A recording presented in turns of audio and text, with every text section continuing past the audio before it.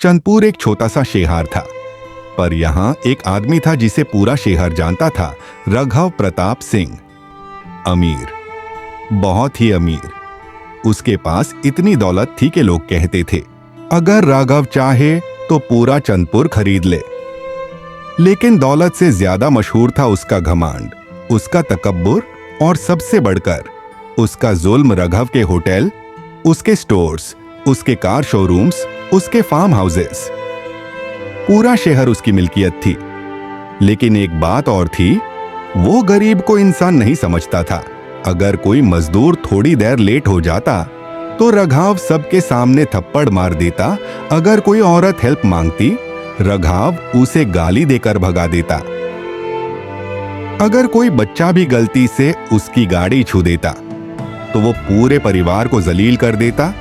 तुम लोग कहते हो तुम इंसान हो, तुम लोग मेरे जूतों के नीचे की धूल से कम हो।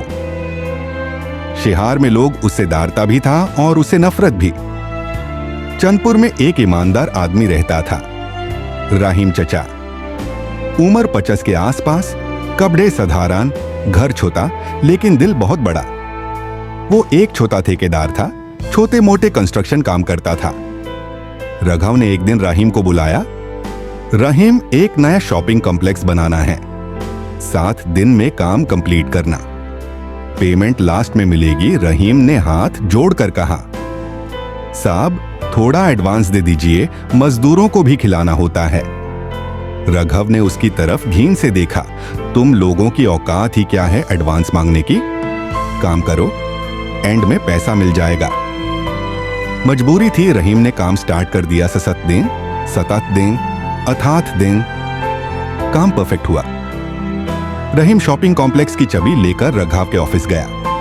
साहब काम पूरा हो गया, पैसा मिल जाए? राघव ने बिना ऊपर देखे बोला, कौन सा पैसा? रहीम घबरा गया। साहब जो आपने। राघव खड़ा हुआ, गुस्सा कर बोला, तुम जैसे लोग मुझे सिखाओगे? निकाल यहां से, काम में डिफेक्ट है, तुम्हें कोई पैसा नहीं मिलेगा। रहीम के आंसू जामे हुए थे, लेकिन आवाज में दाढ़, साहब 40 मजदूरों को मैंने उम्मीद दी, मुझे उनका पैसा देना है, आप जैसा कहेंगे वैसे। राघव ने गार्ड को बुलाया, इस भिखारी को बाहर फेंको, और रहीम को धक्के मारकर बाहर निकाल दिया गया। शहर में यह खबर की तरह फैल गई।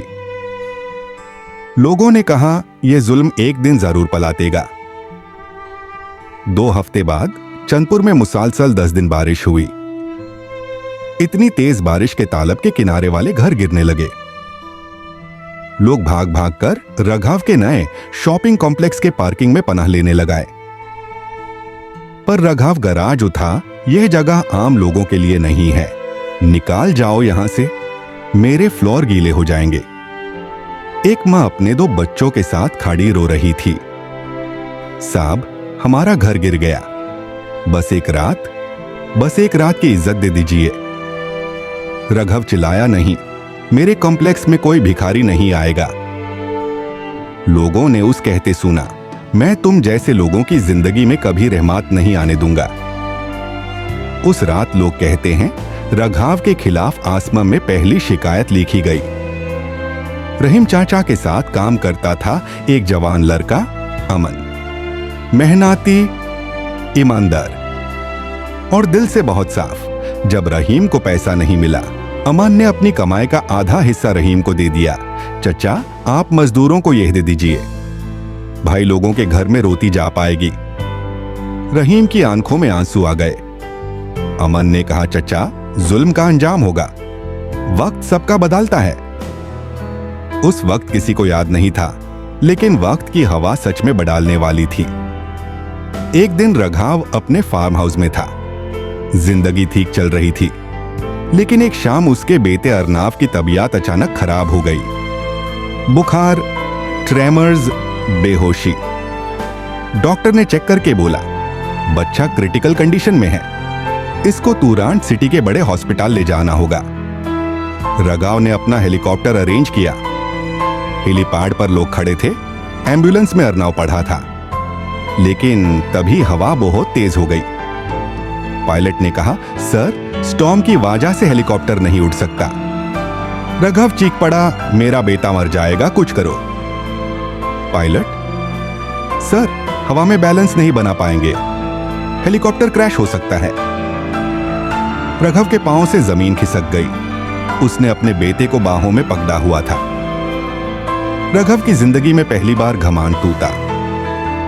रघव ने पूरे चंदपुर में फोन कर दिया, एम्बुलेंस ड्राइवर, कोई भी आदमी मेरे बेटे को शेहार पहुंचा दो। लेकिन बारिश रुकी नहीं थी, सारे रास्ते बैंड। शेहार की सभी एम्बुलेंसेस खराब या फंस गई थी। रघव रो रहा था, चीख रहा था। फिर भी किसी की हिम्मत नहीं थी उसकी हेल्प करने की, क्योंकि जुल्म करने वाले की मदद सब दार कर नहीं करते। तभी क्राउड से एक आवाज आई, हम लेकर जाएंगे। यह आवाज अमान की थी। रघव ने शौक में उसकी तरफ देखा। अमान आगे बढ़कर बोला, मेरे पास एक पुरानी जीप है, वो ज्यादा तेज नहीं चलती पर चल जाती है, आपके बेटे को बचा सकते हैं। राघव की आंखों में नमक भरी परेशानी थी। वो पहली बार झुक कर बोला, प्लीज प्लीज मेरे बेटे को बचा लो। अमन ने उसके कंधे पर हाथ रखा, मैं अपनी पूरी कोशिश करूंगा साहब। रेनस्टॉर्म, हवा, बिजली, धुआं। पुरानी जीप की हेडलाइट्स भी कमजोर थी। इमन स्टीयरिंग पकड़े पानी में डूबते रास्ते पर जीप को आगे बढ़ा रहा था। रघव अपने बेटे को लप में लिए रो रहा था, बेटा आंखें खोल, मैं यहां हूं। अमन ने कहा, साहब हिम्मत रखिए, ये रात हम सबको आजमा रही है। एक पॉइंट पर जीप का टायर फिसल गया। जीप नीचे की तरफ जाने लगी। रघव चीखा, अमन संभालो। अमन ने पूरी जान लगाकर जीप को रोक दिया। 2 घंटे तक मुश्किल सफर के बाद वो शेहार के बिग हॉस्पिटल पहुंच गए। डॉक्टर्स ने तुरंत अरनाव को आईसीयू में ले लिया। वेटिंग एरिया में रघव ने पहली बार अमन के पांव छुए। अमन, तुम्हारे जैसे इंसान बहुत कम होते हैं। मैंने तुम जैसे लोगों को हमेशा जलील किया। आज तुमने मेरा सबसे बड़ा दार्द हल्का किया। आज मैं झुककर तुम्हारा शुक्रिया करता हूं। अमन ने हाथ जोड़कर उसे उठाया, साहब इंसानियत सबसे बड़ी चीज है। आपने हमें हमेशा नीचा दिखाया, पर हमने आपको दुश्मन कभी भी नहीं माना। रघव रो पड़ा। डॉक्टर बाहर आए। ऑपरेशन सक्सेसफुल, बच्चा स्टेबल है। रघव की आंखों में आंसू फूट पड़ाए। वो हॉस्पिटल के कॉरिडोर में रुक कर रो रहा था।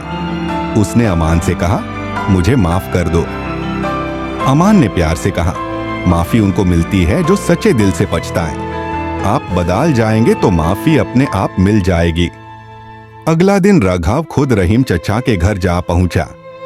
बहुत बड़े बग में पैसे और एक एनवलप में लिखा हुआ, Rahim Ahmad, Chandpur modern shopping complex managing director, MD।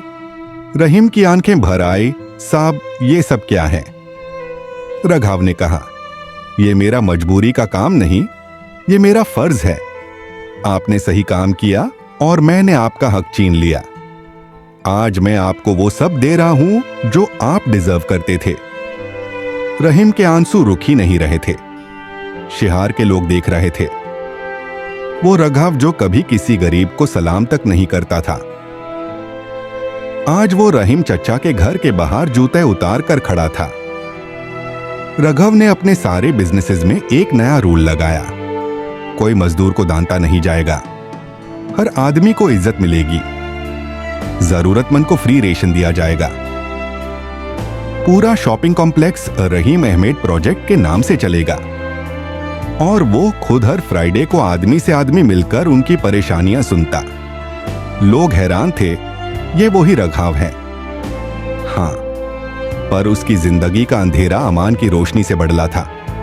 जुल्म का अंजाम हमेशा बर्बादी नहीं होता। कई बार जुल्म का अंजाम तौबा होता है, सुधार होता है, रूह का जगना होता है। राघव बदल गया। उसने आखिर में कहा, जुल्म का अंजाम यही है, या तो अल्लाह इंसान से सब कुछ छीन लेता है, या उसके दिल को तोड़कर उसे इंसान बना देता है। अमन मुस्कुराकर बोला, और जब दिल इंसान बन जाता है तो दुनिया बदल जाती है।